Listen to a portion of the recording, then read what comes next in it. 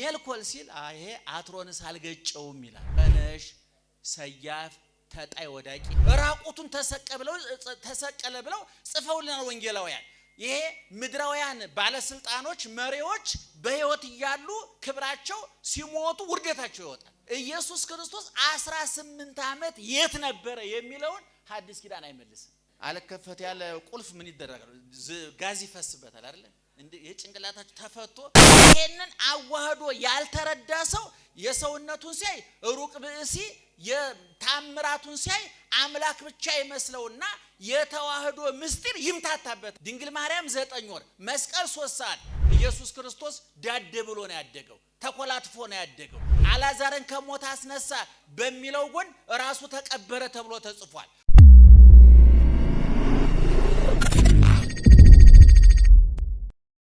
ርዕሱ ማዕደ ጥብርያዶስ ነው።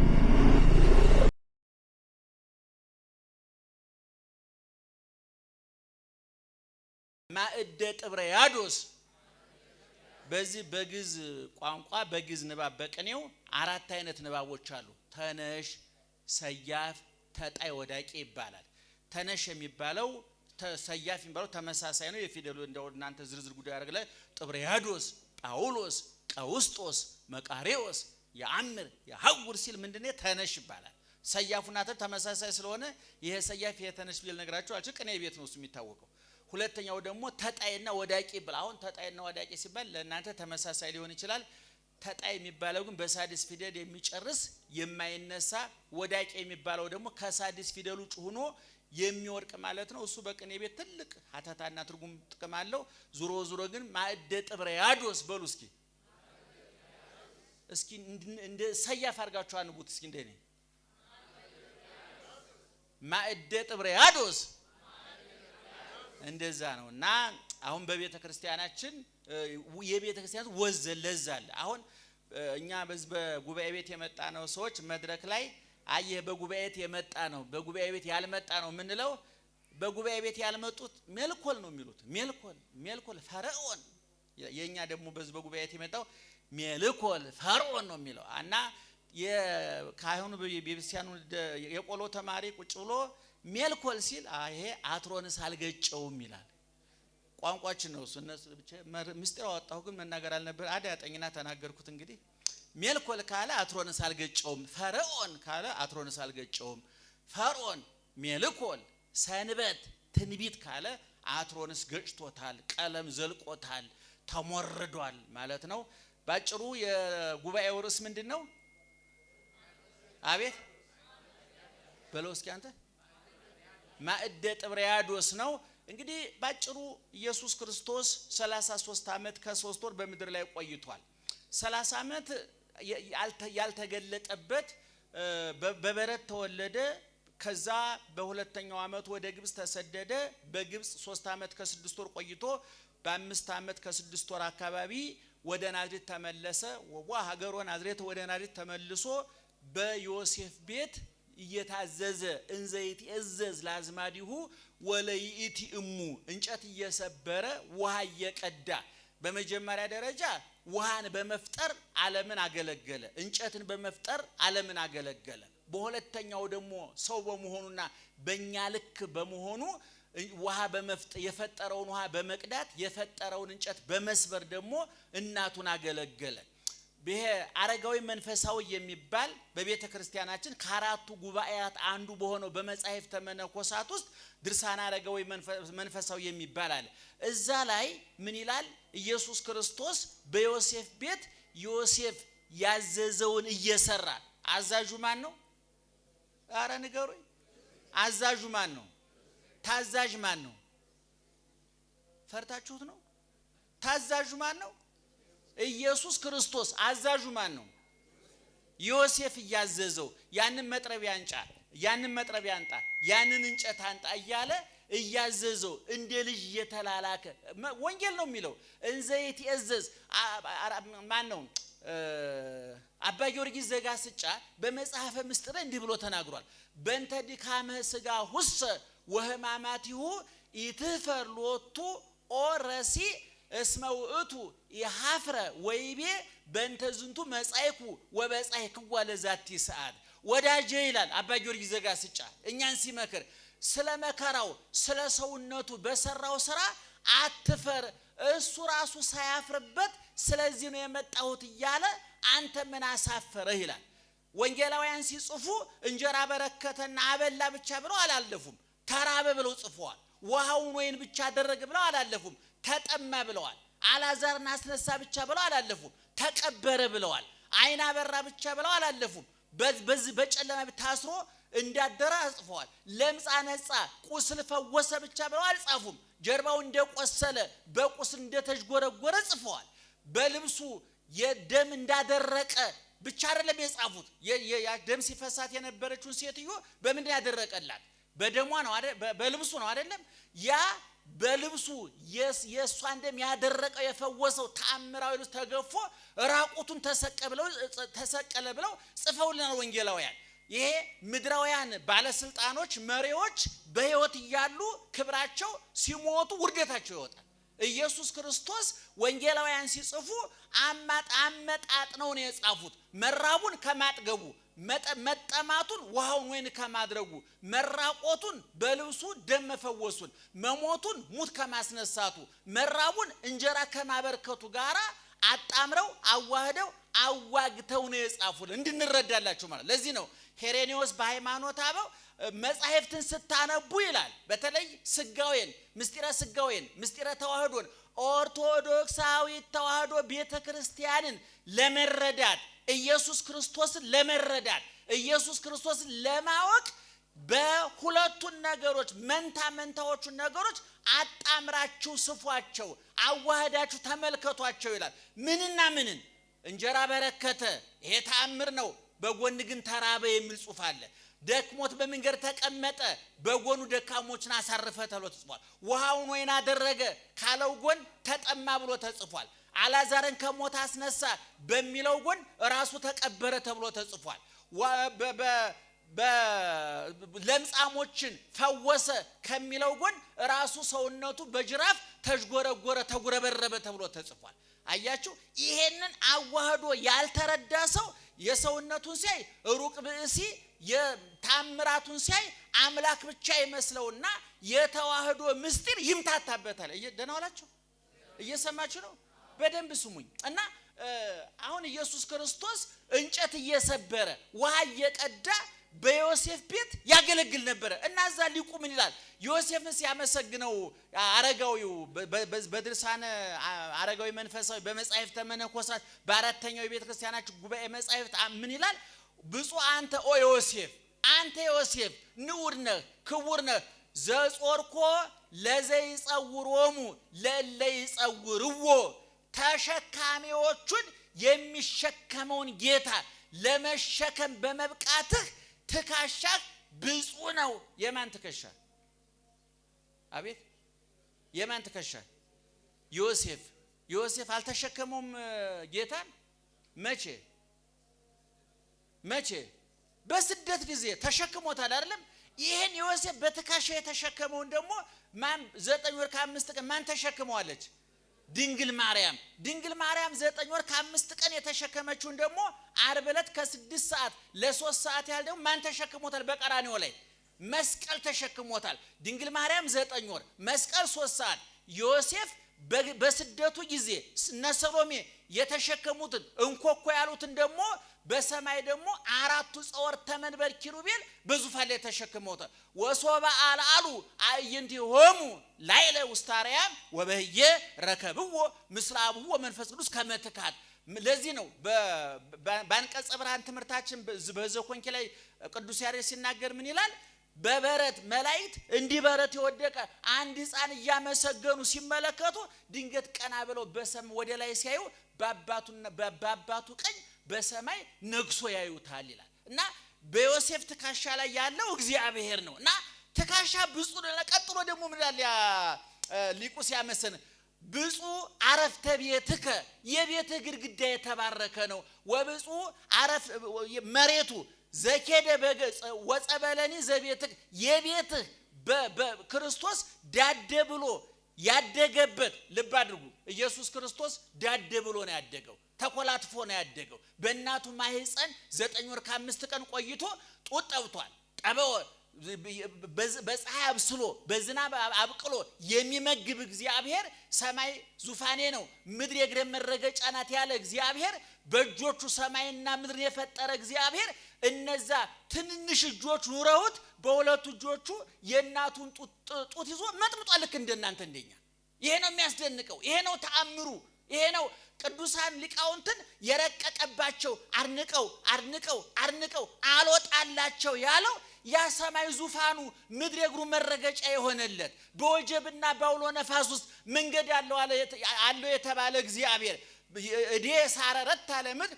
ወየማኔ አጽናአት ለሰማይ እጀ ምድርን ዘረጋቻት ቀኘ ሰማይን አጸናቻት ተብሎ የተነገረለት እግዚአብሔር አሁን አጭር እጅ አጭር እግር ጠባብ አፍ ትንሽ አፍንጫ ጸጉር ማሙሽ ተብሎ የሚሳም እጭኗ ላይ ቁጭ ብሎ ጡቶቿን ይዞ ወተት የሚጠጣ አይናዩን ያየች ጉንጩን እየሳመች ራሱን እየዳሰሰች እሹሩሩ እያለች የምታስተኛ ሆነ እግዚአብሔር አለ ይሄ ነው ሊቃውንትን የደነቃቸው ይሄ ነው ዓለምን እግዚአብሔር ዓለምን ከፈጠረበት ጥበቡ ዓለምን ያዳነበት ጥበቡ ይበልጣል ያሉት የተዋህዶ ሊቃውንት ይሄን በመመልከት ነው እና ሊቁ ምን ይላል የዮሴፍ ቤት ወለሉ የተባረከ ነው አለ ይሄ ወለል ማለት ይሄ ነው አይደል ለምን ወለሉ የተባረከ የተባለው ዳደ ብሎ ያደገበት ኢየሱስ ክርስቶስ ነው ግርግዳውም የተባረከ ነው ወፌ ቆመች ብሎ መቆም የተለማመደ የማንን ግርግዳ ይዞ ነው የዮሴፍ ቤትን ግርግዳ ይዞ ነው እና ቤት የተባረከ ነው አለ እና ኢየሱስ ክርስቶስ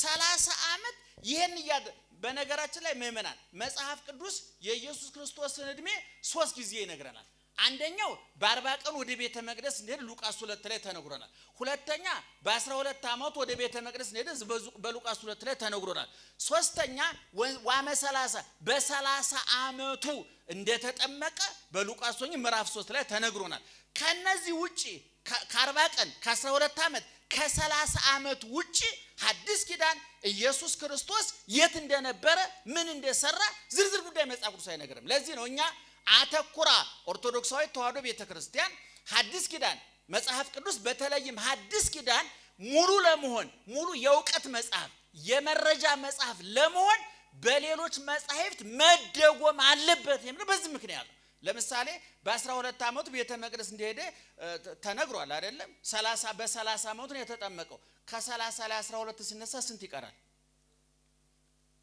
ከበዳችሁ እንዴ ትምህርቱ ከብዷችኋል ቢከብዳችሁ ማለውጦም በጣም ይገርማችኋል ነገሩ ዛሬ ለመማር አይደመጣችሁ ገንዘብ ልትሰጡ ስለሆነ ትምህርቱ ባይገባችሁ ምን ብዙ አይገርመኝም እነከም የጠሯችሁ ገንዘብ እንዲሰጡ እንጂ ሸቱ እንዳስተምራችሁ አይደለም እኔ ለማነቃ እጅና እግራችሁ እጅና ጭንቅላት ለማስታረቅ ነው እጃችሁ ወደ ኪሳችሁ ቶሎ ፈጥኖ እንዲሄድ ጭንቅላታችሁ ማላላት ነው የኔ ስራ አለከፈት ያለ ቁልፍ ምን ይደረጋል ጋዝ ይፈስበታል አይደል የጭንቅላታችሁ ተፈቶ ኪሳችሁ እንዲቀር ቦርሳ እንድትከፍቱ ገንዘብ እንዲሰጡ ለማድረግ እንጂ አሁን ተመራችሁ ንሳለት ገብሉ ትቆርቡ አይደለም እና ደህና ዋላችሁ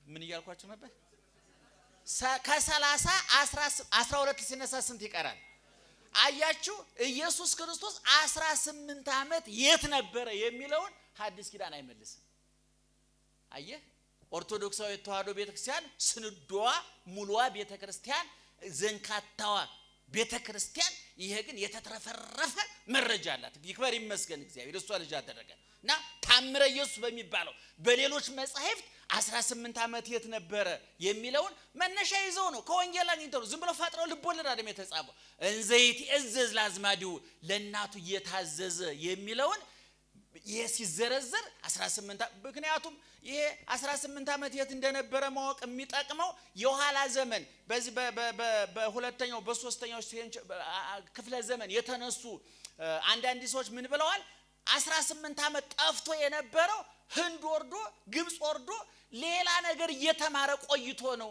እዛ ሲማር ቆይቶ ነው መጥቶ አይናበራው ለምጻለጻው የምታስ ያሳየ ነበረው የግሪክ የህንድን ምታት ተምሮ ነው ብለው የጻፉ ሰዎች አሉ እንደው ጆሮአችሁን ስላቆሸሹ በጣም ይቅርታ አድርጉ ኩክ ማውጫ በኋላ በስመ አብ ብላችሁ ጆሮአችሁን ጥረጉት እንደው ለመረጃ ያለ ነገርኳችሁ አሁን ማወቅ አለብን አሁን በስንት ዓመቱ ነው የተጠመቀው ክርስቶስ በ30 ዓመቱ ወንጌል የሚነግረን ስንት ጊዜ እድሜውን ነግሮና ብያችኋለሁ አቤት ስለ ክርስቶስ ቁጥሮች ተጠቅሰዋል። በ40 ቀኑ የት ሄደ ብለናል? ቤተ መቅደስ አይደለም? በ12 ዓመት ቤተ መቅደስ። እንግዲህ ከ12 ዓመት እስከ 30 ስንት ትርፍ አለ ብለናል? 18 ዓመት የት ነበረ? ቅድም እንደተናገርኩት እንዘይት እዘዝ ላዝማዱ ባል ለዘመዶቹ የታዘዘ ባለው መሰረት በዮሴፍ ቤት እንጨት እየጠረበ አባቱ የሚሰራውን ስራ እየሰራ አባቱ ጸራቢ ሰማያት ወምድር ነበረ። እሱም የጠራቢ ልጅ ነው። ጠራቢ አባቱም እሱም ራሱ ጠራቢ ነው አለ ሊቁ ሲያመሰጥር። ምን አለ ደግሞ እንደ ሰማይን ከመጥረብ ምድርን ከመጥረብ ፀሐይ ጨረቃ ከዋክብን ጠርቦ ከመዘርጋት የበለጠ ዋናው ጠራቢ ራሱ እግዚአብሔር አይደለም ማለት ሊቁ ደግሞ ሲያመሰጥር ይሄን እና ዙሮ ኢየሱስ ክርስቶስ በ30 ከተጠመቀና ስራ ከጀመረ በኋላ 3 ስራ ሰጥቶ በዮርዳኖስ ከተጠመቀ በኋላ በቤተ ክርስቲያናችን ዘመነ አስተርእዮ የሚባለው አጠቃላይ ሐዲስ ኪዳን ብቻ አይደለም። እንግዲህ ሊቃውንት የድጓ መምህራኑ ያውቁታል።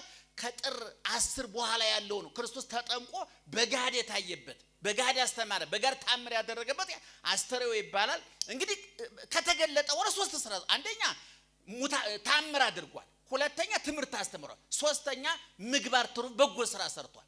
እና እንዲያውም እኔ ብዙ ጊዜ እናገራለሁ። አሁን በፕሮቴስታንቱም በእኛም ቤተክርስቲያን እናጠምቃለን የሚሉ ወንድሞቻችን አባቶቻችን በእውነቱ ድለኞች ናቸው። በእውነት ይሄ ኑሮ ሳት በሆነበት ጊዜ ሰውን እያጠመቁ ገብቷቸዋል። አሁን ይሄን ባብራራ እዚህ ውስጥ ለጥምቀት ቀጠሮ ያዘው ሰው ስላለ አፈር ያስበላህ ነው የሚለኝ። በሉኝ እኔ ምን ቸገረኝ? እኔ ደሞዜን አትቆርጡብኝ እናንተ። እና ዙሮ ግን ክርስቶስ ያደረገውን ታምር ልንገራችሁ እስቲ። በምልክት ሳሳያችሁ ንገሩኝ እስኪ እናንተ።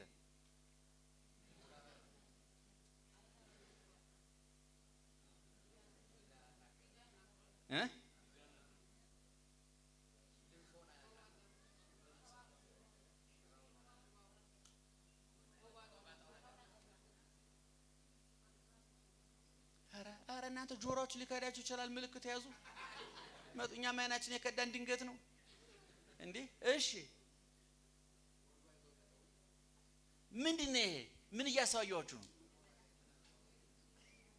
እንዴ? ይሄው እንደዚህ ሆድ ነው አይደል? ይሄ እንደዚህ ሆዷ ምን የሆነውን ሆዱ የተነፋውን የሚል የለም መጽሐፍ ላይ እንዴ? ሆዱ የተነፋውን ማለት እኮ ነው። አሁን ክርስቶስ ያደረገው ተአምር 20-30 አይነት ነው። ዛሬ ግን እንደው እስቲ የፓስተሮቹንም ዩቲዩብ ግቡና ይው የኛንም ተመልከቱ።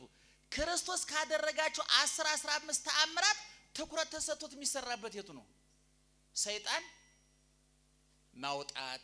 ለምንድነው እሱ ላይ የተተኮረው ሲባል የሚታይ ነገር የለም።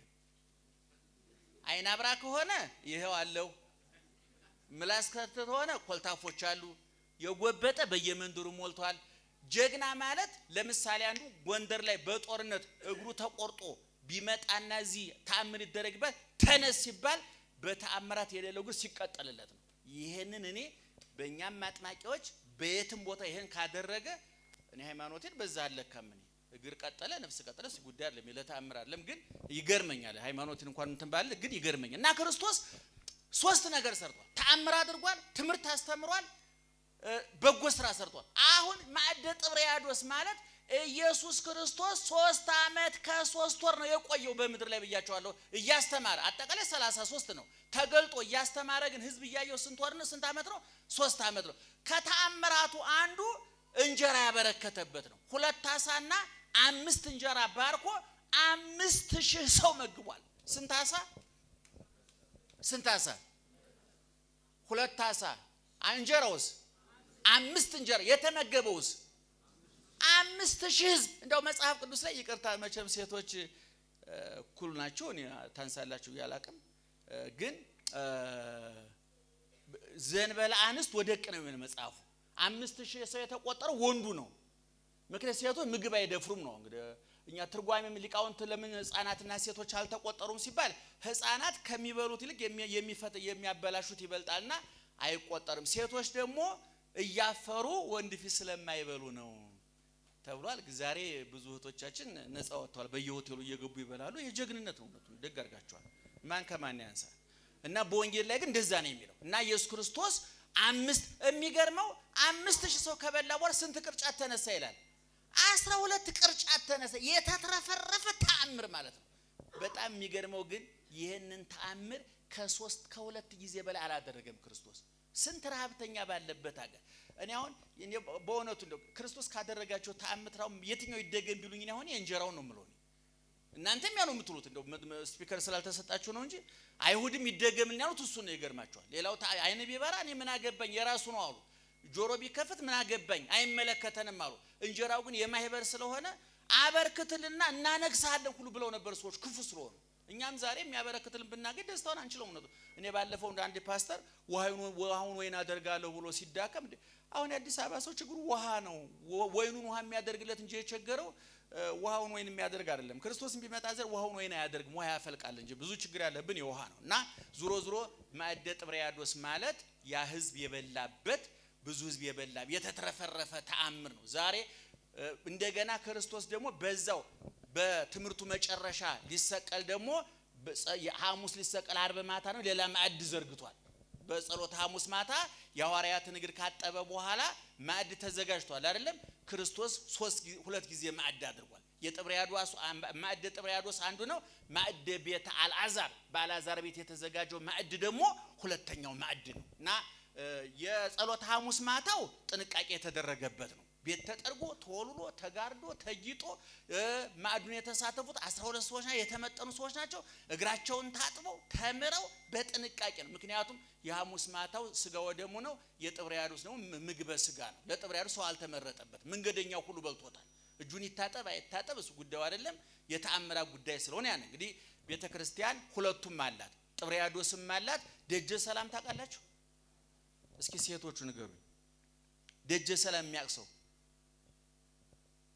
እንዴ ደጀ ሰላም ታውቃላችሁ ምንድነው የት ነው ያለው ምን ይደረግበታል አቤት ካህናት የሚመገቡበት ደጀ ሰላም ይባላል ካህናት የሚመገቡበት እናንተ እንጀራውን ወጡን ዳቦውን ጠላውን ይዛችሁ መጣችሁ እዛ ደጀ ሰላም ይበላል አይደለም በነገራችን ላይ እኔ እንደው እንደቀላል ነገር ሊታይ አይገባም ሰዎች ስለ ጮሁ ስለ ደነፉ ያ መቅረት የለበትም ምክንያቱም ያ ደጀ ሰላም የድጓ መምህራን ያቋቋም መምህራን የመጻሕፍት መምህራን ሊቃውንት የተመረጡት ደጀ ሰላም ከደጀ ሰላም ፍርፋሪ በልተው ነው ሁለተኛ ደግሞ የጸሎት ሐሙስ ማታው ደግሞ ቤተልሔም አለ ቤተልሔም ታውቃላችሁ አይደል ቤተልሔም የክርስቶስ ስጋውን ደሙን የምናዘጋጅበት ቦታ ማለት ነው ደጀ ሰላሙ የጥብርያዶስ ምሳሌ ማንንም ገብቶ የሚበላበት ማለት ነው ቤተልሔሙ ደግሞ የጸሎት ሐሙሱ ማታ የተመረጡ ንስሐ የገቡ በንስሐ የታጠቡ ሰዎች የሚበሉበት ስጋውን የሚበሉበት የሚዘጋጁበት ቦታ ማለት ነውና እንግዲህ ምእመናን ኦርቶዶክሳዊ ተዋሕዶ ቤተክርስቲያን ሁሉ ጊዜ እንደምንለው ነው የሞላች ቤተክርስቲያን ናት ጥብርያዶስንም የቤተ አልዓዛሩንም ሁሉንም አሟልታ ያዘች ናት ይሄ በብሉይ ተነስታ በሐዲስ አልፋ መንግስተ ሰማያት የምትደርስ ቤተክርስቲያን ናት ብሉይን ከሐዲስ ሐዲስን ከነፍስ ነፍስን ከክርስቶስ ማጣበቅ የምትችል የንባብና የትርጓሜ የምስጢርና የኃይለ ቃል ቤተክርስቲያን ናት ሊቃውንት የነበሯት ያሏት ቤተክርስቲያን ናትና ተሰፍራ ተቆጥራ ተለክታ ተሰምራ የተሰራች ጥንቅቅ ብላ ያለቀች ማንንም ጳጳስ ተነስቶ የግላሰውን የማይጨምርባት ማንንም መጋቢ ሐዲስ መጋቢ ብሎ የሚል የግላስ የማይደፋባት የማይጨምርባት የማይቀንስባት የማያጠባት የማያሰፋት ጥንቅቅ ብላ ተሰርታ ያለቀች ቤተክርስቲያን ህንጻውን ይያልኳቸው ብዙ ያላለቀ ህንጻ ስላለ ምን ነው ያህል እንዳት እሱን አይደለም እሱ ህንጻው ሊያልቅም ይችላል እሱ የኛ ጉዳይ አይደለም እሱ ቤተክርስቲያን ስርዓቷን ትውፊቷን ባህሏን ነው ትምርቷን ነው ይያልን ያላችሁና እንግዲህ ቤተክርስቲያን ይሄን እንድታስቀጥል ቤተክርስቲያን መሰራት አለበት ቤተክርስቲያን እንዲሰራ ደግሞ ገንዘብ ስጡ